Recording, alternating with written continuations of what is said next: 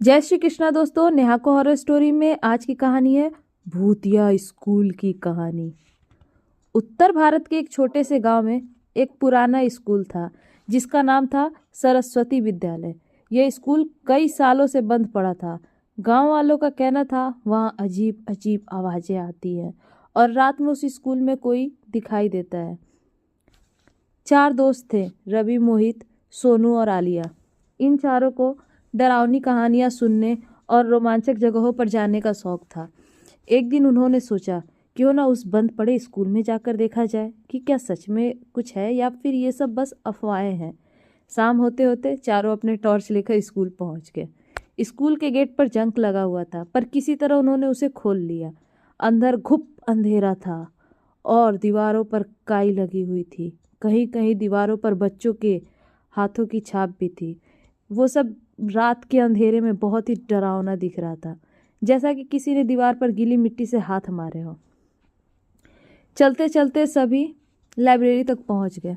वहां एक पुरानी किताब खुद ब खुद खुल पड़ी थी। मोहित ने जैसी वह किताब उठाई, अचानक एक ठंडी हवा का झोंका आया और दरवाज़ा खुद ब खुद बंद हो गया। सोनू ने डरते हुए कहा, चलो चलो यहाँ से चलते हैं, कुछ ठीक नहीं लग रहा है। लेकिन रवि ने कहा, डरते क्यों हो, ये सब बस अफवाहें हैं।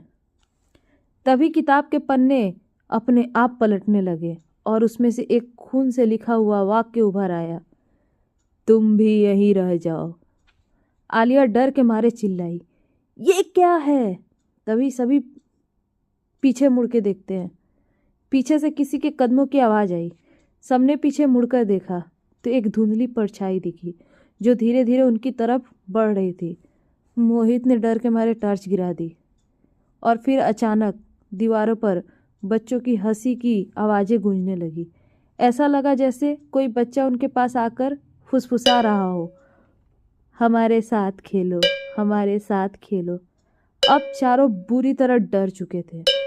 वे भागने लगे, लेकिन स्कूल का गेट अपने आप बंद हो चुका था। तभी एक पुरानी स्कूल की बेल बज चुकी उठी जो सालों से बंद थी। कहते हैं उस रात के बाद चारों में से सिर्फ आलिया ही गांव वापस लौटी थी। वह कुछ भी बोल नहीं पाई, बस दीवार पर एक ही चीज़ लिखी, हमारे साथ खेलो, हमारे साथ खेलो। इस घटना के बाद उसके गांव वालों ने उस स्कूल को पूरी तरह गिरा दिया, लेकिन आज भी कोई वहां जाने की हिम्मत नहीं करता है, क्योंकि आज भी वहां पर बच्चों के हंसने की आवाज़ सुनाई देती है। ऐसे ही और कहानी सुनने के लिए please like share and subscribe my channel.